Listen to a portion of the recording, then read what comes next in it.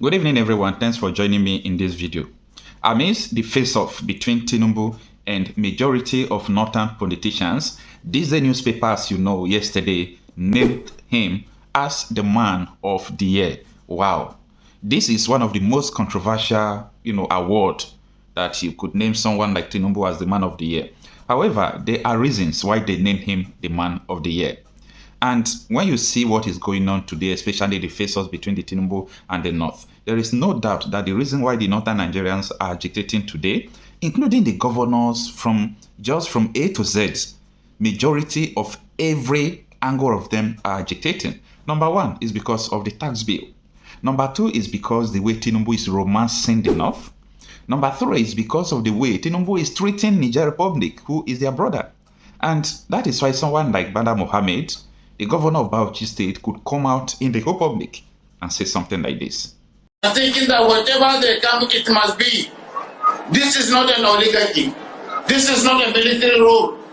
They must listen to the people. And that's what makes a good leader. And that's why the presidency must listen to the tax reform. It is not a good policy for northern Nigeria. They must not come up with policy that favors only one section of the country or one state in the country.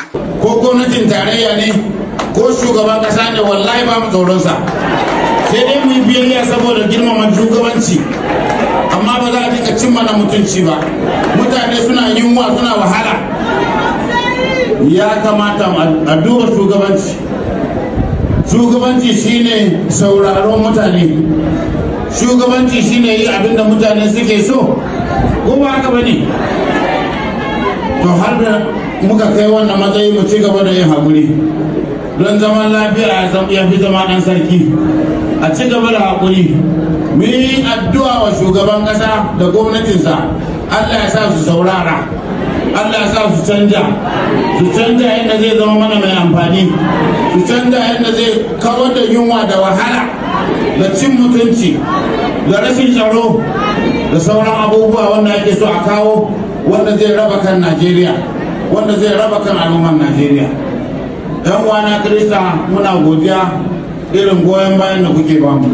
Anyway, that is not the purpose of this video, but you have to let me know what you think about this controversial agitation suddenly from the North. Now, one of the Cleric, Professor Osman Bugaje, has come out to rate the naming of Tinubu as the man of the year, meaning he's one of the best persons that performed well, or what could that mean? Anyway, this Cleric have said the mind of so many people about the naming of Tinubu as the man of the year. Take a listen. Good morning and Happy New Year, and Happy New Year to our distinguished audience. Well, Dr. Bugaje, yes, Happy New Year to you, and thank you for joining us. President Tinubu, let's start with him. Thank you, Ruben. Good morning. President Tinubu has been declared Man of the Year. I recall that in an interview a few months ago, I think in October, you described him as a man of ideas, but that he is surrounded by very incompetent people, a team that you don't consider, good enough. Well, maybe you have changed your mind, because now this newspaper says he is Man of the Year for everything. His courage, his determination, his reforms, and how he has intentionally pursued those reforms. He cannot do that alone without his team, by the way. And some of those reforms, he says, he will not turn back. He will not turn away from them, whether it's local government reform or even the reform of taxation in the country. Do you have a different opinion in terms of how he has been very deliberate and he has been consistent? And he himself says he has done excellently well by his own assessment. Well, if this is a session to assess the presidency of President Bola Ahmed Tinubu, I think we would need more time to do that. But I mean, this day has every right to declare whoever it wants as Man of the Year. And I don't quite know what criteria and what methods they followed to arrive at that conclusion. But for all I know, and for all many Nigerians who remember President Tinubu, is the suffering that has been associated with his presidency since he arrived.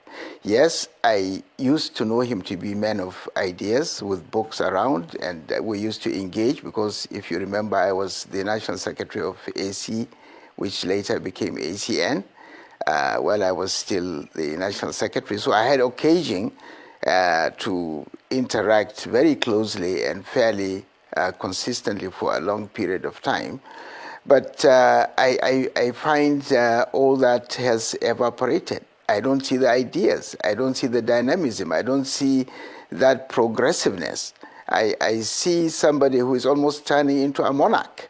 In the last media chat, if I got it right, he did talk about the tax bill being sacrosanct. How can it be sacrosanct? This is a bill in front of the National Assembly. Even at that, not properly presented to the National Assembly, because when the Senate presented it, it was not on the order paper. And you can't discuss by parliamentary rules and procedures, any matter which is not already in the order paper. So this idea to smuggle things and this idea of coming through the back door creates a lot of suspicion. And you see, I can go on, but let me make 3 points, if you please. And this is not just about the present Tinubu. It covers almost all our political, if you like, leaders, or if you like, the leadership that this democracy has produced in the last 25 years is characterized by 3 things. And whatever man of the year you become and whatever thing you want to do, unless you capture these things or you address these issues, is very difficult for anybody, no matter how well intentioned. To one, the fact that we don't have an appreciation of the future. When government spokesmen speak and when ministers address us on issues around their own mandate, their ministries, they don't seem to have the figures. They don't seem to have the idea of the previous efforts, and there is no vision. We can't see. Let me just use 1 or 2 things to illustrate that, if you please. 1, 2023, the grains deficit, just grains, that's food that Nigerians eat.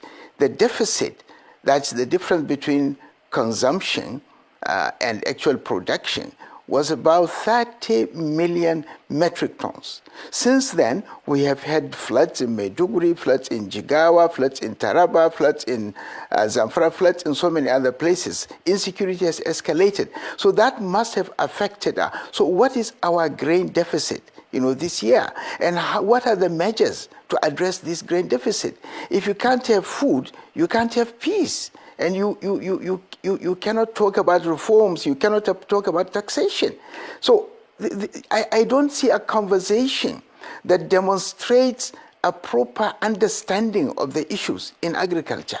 Okay, the first point is the fact that government, and this is not just the APC administration, even the PDP and other political parties that have ruled in different, in states, they don't have an appreciation of the future. When they speak about the problems of this country and they want to fix it, I don't see a proper understanding of the problems. And that's a starting point. And like I use agriculture to demonstrate.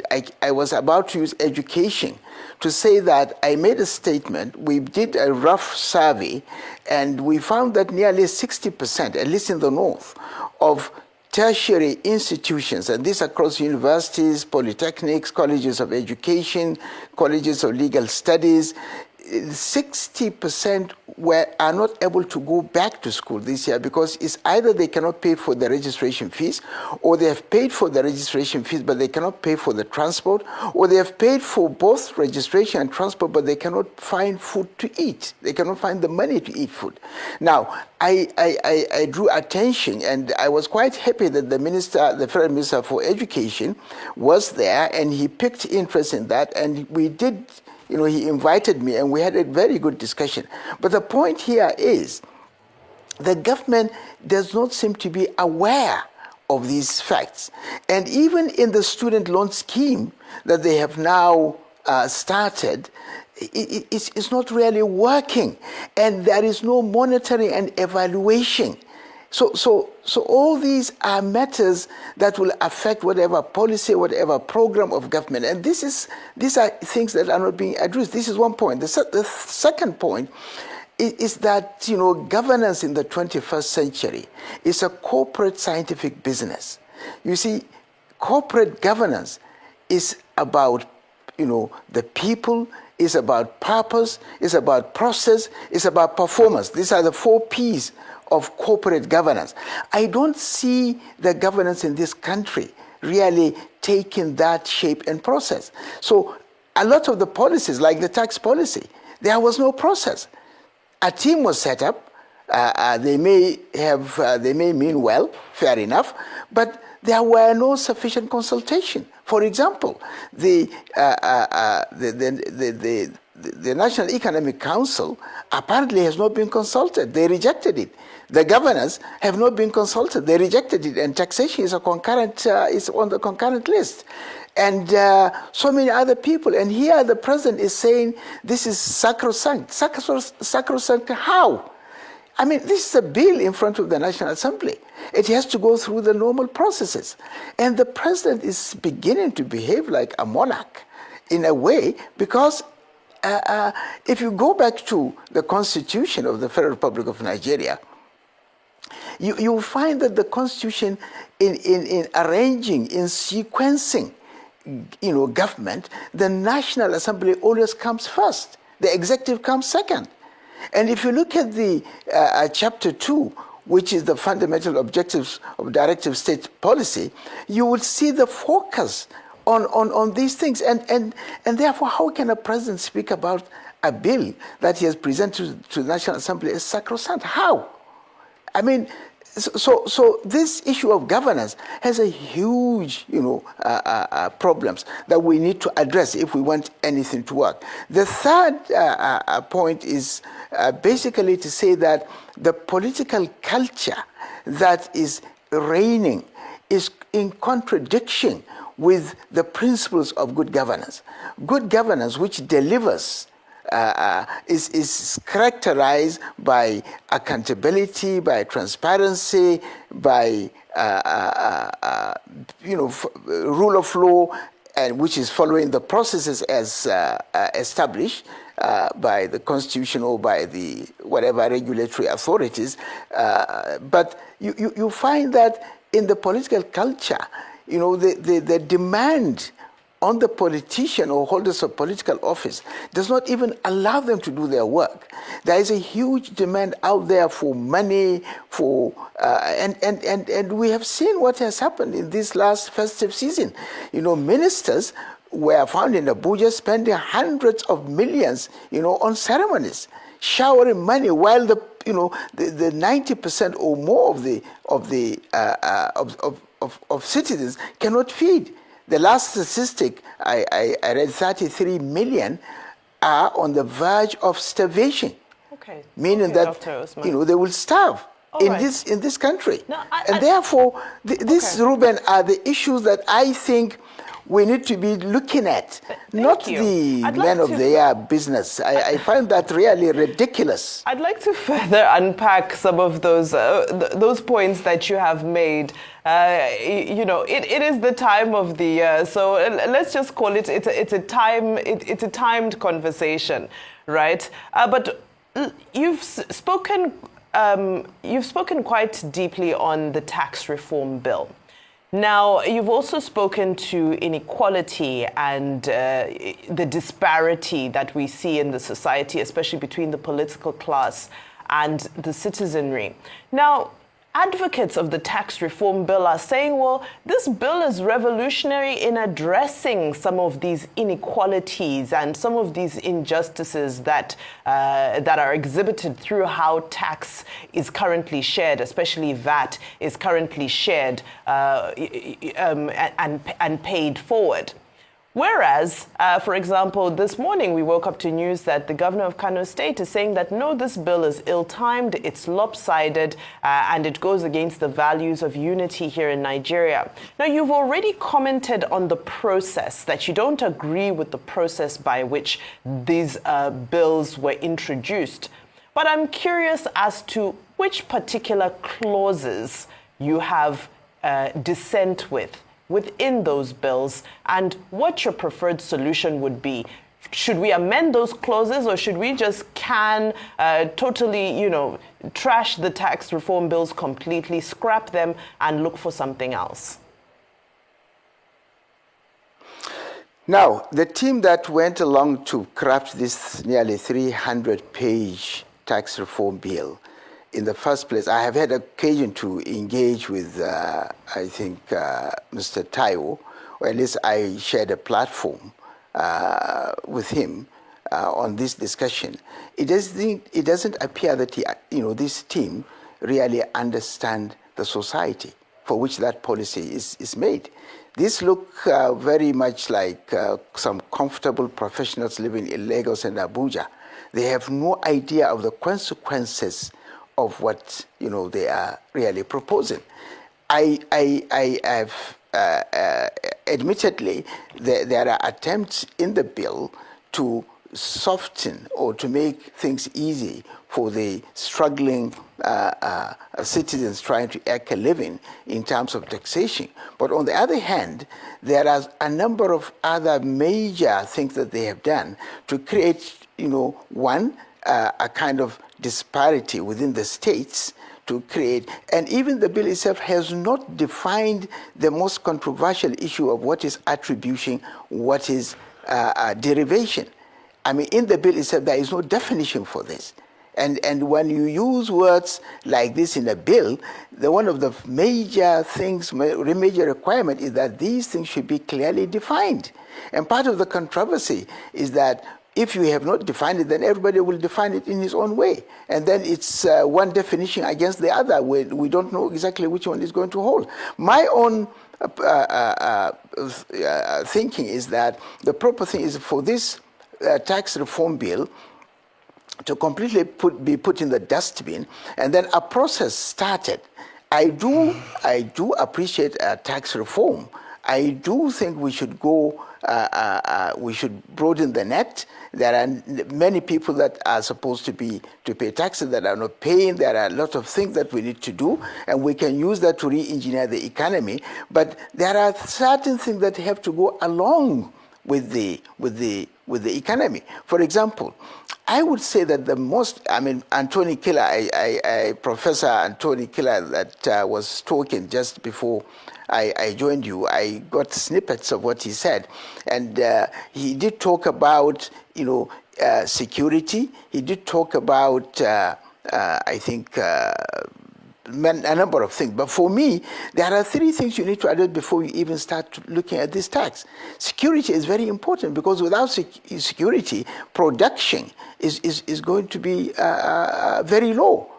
And the space for production is shrinking as insecurity increases. And the insecurity we are going to be looking at is not just the Boko Haram or the rural banditry. There is an emerging urban banditry because of lack of jobs that is taking place, in the cities. When I spoke about the likely emergence of urban banditry because young people who are in school cannot go back, to the tertiary institutions, I did make reference to Brazil some 25 years ago.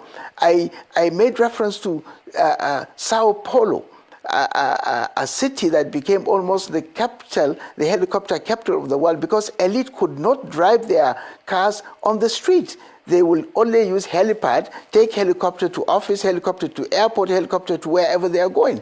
We are getting there. And that's the kind of appreciation of the future that I made reference to, which appears to me to be completely absent within governance. Because the team around him, I really don't know what they are thinking about.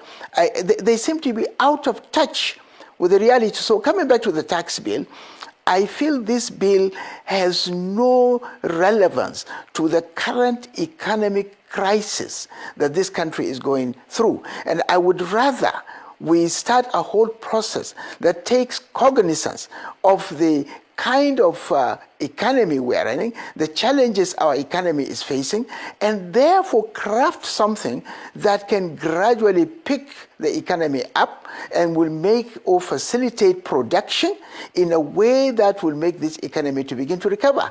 We are today nearly 250 million in population. By 2030, which is barely 5 years from now, we are expected by United Nations projection to be 300 million. If we have 30 million grains deficit in 2023, and we are not improving in our production, if we are going to get a number, get into 300, how do we feed this population? How do we provide jobs for them? How do we provide school? How do we provide health care? These are the things that politicians, should be discussing. And I don't find them. They are busy partying around, throwing money around, exhibiting excessive consumption, and they don't seem to understand the society they are supposed to be leading. Doctor, well, as we begin to wrap up very quickly, you said President Tinubu is turning himself into a monarch. You said that twice.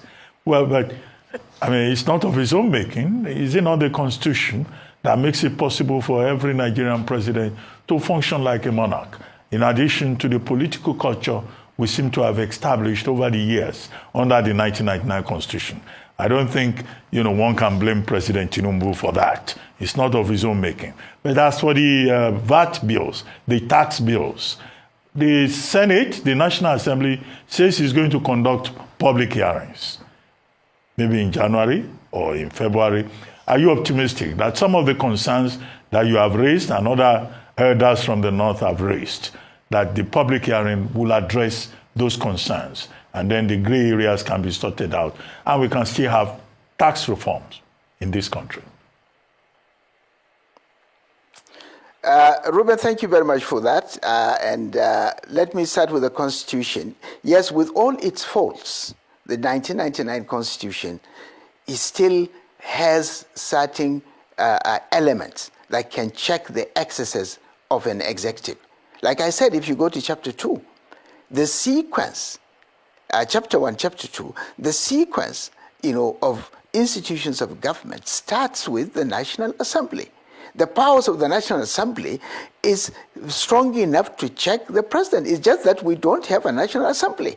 We have a group of people who are just out there to make money. They have no idea what their job is, and they just go to these poor constituencies and spread rice and palm oil and this, and then nobody talks about that. If we continue that way, someday we'll just wake up to a riot. So yes, we need to address those weaknesses in our Constitution, but even as it is at the moment, we're not operating it properly. Coming back to the tax bill and the likely public hearings that are going to be done, I honestly think that fair enough is the process that we have to go through, and we should do it, but it would be much better for President Tinubu to withdraw this bill and to restart a process of consultation. And he's more likely to achieve the kind of reforms that he went through that process than simply railroading this particular bill through. Yes, there will be a very robust, I hope, public hearing, and many people have prepared a report. I've been part of about 3 committees where reports on the details, close by close, have been picked, and so many things have been said. So it's going to be quite robust, and many people are ready to do that. But why do we have to fight over things that should ideally be for the benefit of the country? Why do we have to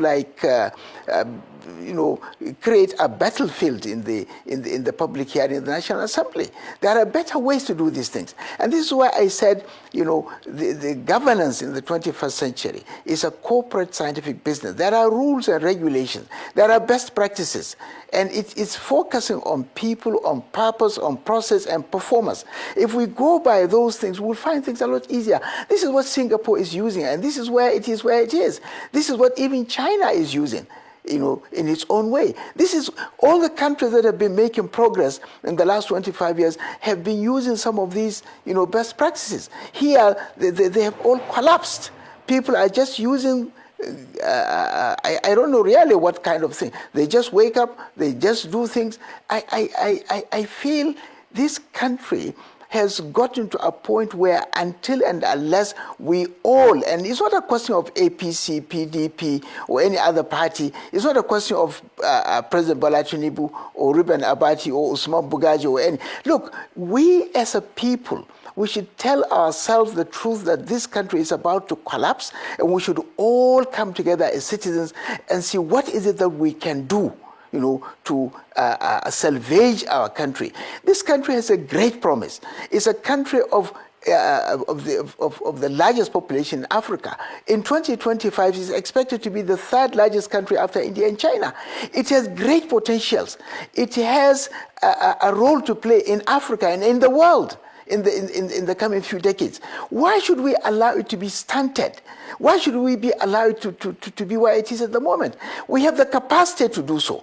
We have the ability, we have the intention. So why can't the President Tinubu or any president that comes facilitate the process of getting citizens to contribute in a very amicable manner to be able to raise this country? The credit will go to him if he succeeds in doing that.